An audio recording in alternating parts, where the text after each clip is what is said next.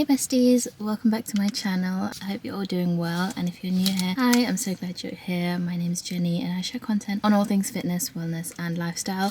Today I am gonna take you guys along with me on my glute day. A lot of you guys have been asking to know a bit more about my glute day. One of the biggest changes I made to my training this year was focusing more on my warm-up, and I added a few movements to my warm-up, and I think it has helped me a lot in terms of seeing progress in my strength, building muscle, and also helping me with my lower back pain issues and also my knee pain issues, which I know a lot of you guys are interested in and want to hear more about. So yeah, I'm going to take you guys along with me through every single part of today's workout. I'm going to explain absolutely everything that I do and why I do it, and I hope it helps you guys in some way. If you haven't already, please do subscribe to see more of my videos, and yeah, I'll see you guys in the gym.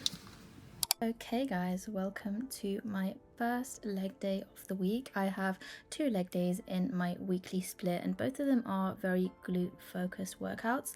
This one in particular is more glutes and hamstrings focused. Now, if you guys have watched my videos before, then you already know the drill. As soon as I get into the gym, I go straight to the treadmill and I put it on highest incline and I walk backwards for about 5 to 10 minutes. I have been doing this very consistently since the beginning of this year, and the reason I started doing this was for my knee health. I have kind of struggled on and off with knee related injuries and kind of like runner's knee type of pain on and off for the past couple years. I do like to run, and yeah, it's mainly caused by that. So this backwards walking has actually helped a lot with just improving my knee health, making sure that my knee is stronger and, you know, the joint itself is stronger and the muscles around it are stronger, so that I'm less likely to struggle with injuries in the future and just to support my running. So I do that for about 5 to 10 minutes, and then if I have a bit more time, I might do some normal treadmill walking, maybe on a little bit of an incline, just to get my body warm, my heart pumping, and get some extra steps in, I guess. And then I start my warm-up on the mat. Focusing on my warm-up and prioritizing my warm-up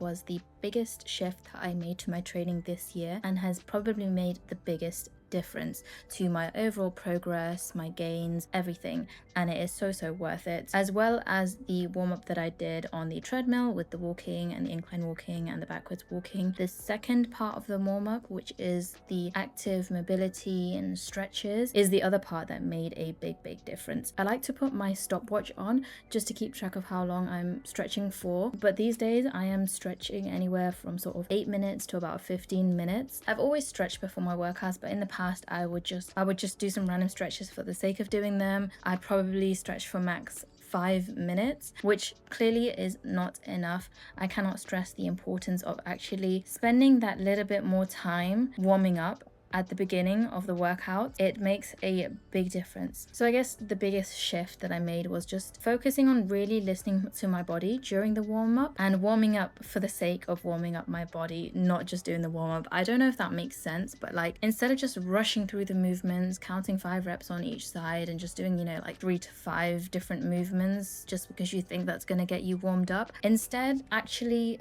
think and focus about what a warm-up is supposed to achieve. A warm-up is supposed to make your muscles more warmer and more flexible. As your core body temperature rises, your muscles become more pliable and elastic, which helps to prevent tears and strains during your exercises and during your workouts, so it prevents injury. It also increases the blood and oxygen flow to your muscles so that they have the oxygen and nutrients necessary for your workout. Warming up also wakes up your nervous system and improves the communication and the coordination between your brains and your muscles, which is so important in order to have a good workout. And I think mentally also, it gives your body and your mind the time to sort of ease into it and kind of, shift into that focused state. So those are just to name a few of the reasons why warming up your body well is so important. Now, in particular for my warm-ups for leg days, like I said, they take me on average about 10 minutes these days. I added 4 extra movements in particular into my warm-up routine routine this year to sort of address some pain points that I have, as well as the knee issues that I kind of mentioned before. I've also kind of struggled with lower back pain issues and sort of pain in my hips, tightness, tight glutes, and these are all things that I'm trying to address to ensure that I stay injury free and I'm able to have a good workout and I'm able to target and grow and build the muscles that I want to. So the first movement I added in was the cat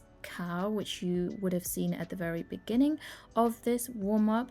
This is so simple but so effective. Literally at the beginning of this year, I still felt a little bit of something, a little bit of pain when I did this exercise, and it's completely, you know, it's literally just your body weight and it's stretching and flexing your spine in sort of a full range of motion on that vertical plane. But it's really good at just strengthening your spine and strengthening your lower back if it's done well and if it's done consistently. So yeah, I've been doing that consistently at least a couple times a week for the past few months now, and I'm definitely pain free when I do them now, and I've definitely noticed a big difference in how my lower back feels and my overall, my spine, my body, my back. The second exercise that I've added is pelvic tilts. Now you're gonna have to look very closely in order to see this movement, but basically I kind of struggle from an anterior pelvic tilt. So when I'm lying flat on my back on the floor, you will see that there's a little bit of a gap between my back and the mat, which means that my pelvis is tilted anteriorly. In order to address this, I do some pelvic tilts, which is basically tilting my pelvis from the anterior pelvic tilt to sort of a neutral position, which means that my back would be flat on the mat. And I sort of hold this for about 3 seconds and then release.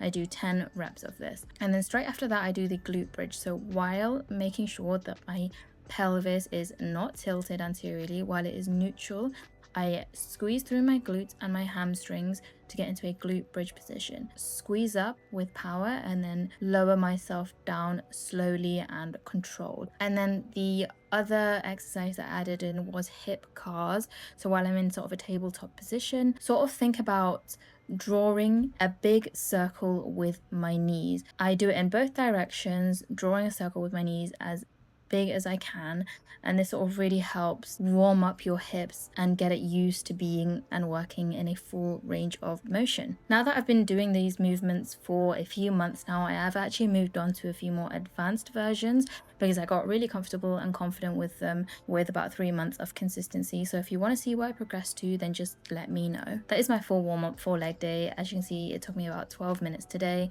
and yes, just feels great and gets me ready. Now our first exercise is hip thrusts. When it comes to the order of my workout, I just find it is best to do the hardest exercise first, just to get it out of the way. And also I just try to do any compound lifts first. Compound lifts usually are the hardest. They work multiple muscle groups at the same time and just usually require more energy and more effort. So yeah, the very first exercise I have is hip thrust because I absolutely hate hip thrusts.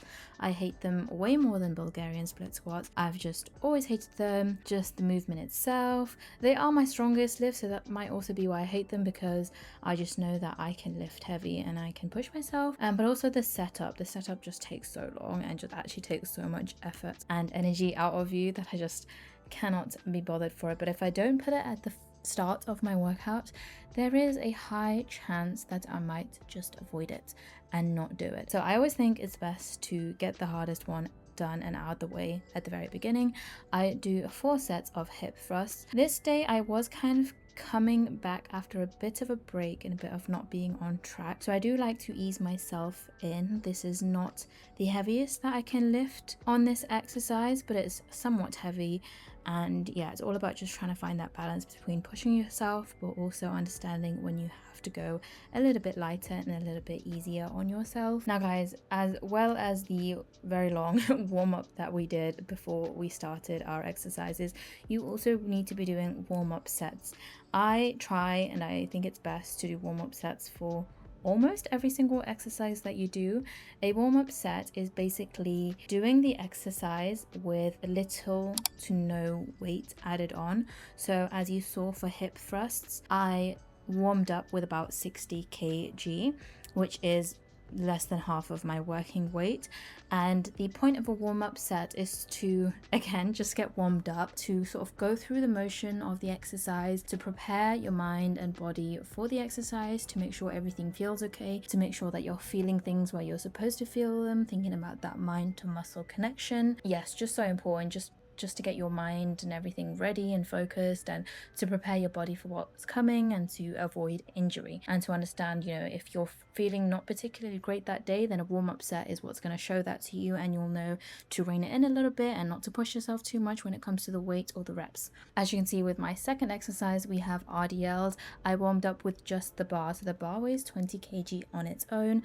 My working sets for RDLs when I'm on top form is usually minimum of 60 kg, but at the moment I am working with slightly lower weights. I'm working around 45 to 50 kg. Actually, on this particular day, my left hip was feeling a bit funny, so I always like to keep it light, make sure that I am being careful, because the last thing you want to do is get injured, and a lower back injury is not fun at all. Again, it's so important to find that balance between being able to listen to your body but also pushing yourself so that you can see progress and that you can see results. You guys asked to sort of know more about the sets and reps that I do during my workouts. I feel like there's a lot of discourse around this. You guys have probably heard to do high volume and low intensity, or low volume and high intensity. 12 reps is the worst, or you got to do high volume if you want to build muscle and be toned up, blah blah blah. There is just a lot out there, and in my brutal honest opinion, yes, there is a reason for some of these kind of rules and suggestions, but I feel like none of it means anything if you are not training hard, if you are not pushing until failure, and if you're not progressively overloading. It's hard, and it's supposed to be hard. If you want to grow muscle and if you want to build your strength, you have to train really hard, and it's not fun. It's not fun to be putting yourself through that, but it's just what's got to be done in order to get the results that you want, and that's what you're gonna have to do in the gym. So yes, I think instead of obsessing over the number of reps that you're doing or the number of sets that you're doing, keep it so simple. I usually, for my first couple exercises, especially if they're compound exercises like for my hip thrust and RDLs, I do about 4 sets, but 3 sets is also fine. And then for my other movements, I'll do about 3 sets, and the rep range I work in is about 8 to 10. For my exercises later on in my workout, I usually am working at a higher rep range with lower weight, just because they are sort of accessory movements and you usually aren't able to lift as heavy, but you can go for more reps. Now, when it comes to the amount of exercises in my session, I have found personally, as somebody who's been training for over 5 years, the sweet spot is about 4 exercises. Like I mentioned, the most important thing is that you are training with intention, with intensity, and you are able to progressively overload. And I think you can effectively build muscle and build strength with just 4 exercises. I think 5 or 6 is just a bit too much, especially for the amount of time. My sessions are usually around an hour to an hour and a half. Yeah, for that sort of time range, I think 4 exercises is perfect and enough. 6 is just doing too much. I feel like you're not able to give enough intention and enough attention and enough effort in those exercises when there's that many. As you guys saw, we quickly whizzed through the third exercise, which was cable kickbacks. We did about 2 sets of this, doing about 10 to 12 reps on each leg. If I do have single leg exercises, I sometimes might drop the number of sets to about 2 sets, just because it takes a little bit more time to do each leg, and it just takes a bit more effort as well, since you are working each leg individually. And then the last exercise we have is hip abduction. Again, I'm doing about 2 sets. I would do 3 if I had more time, and I'd love to do drop sets. But yeah guys, that is everything for my current glute day workout and my warm-up. I hope that answered some of your questions. If you guys have any more questions, then please do let me know down below in the comments. And thank you guys so much for watching. Please do subscribe if you've not already done so, and I will see you guys in the next video. Bye.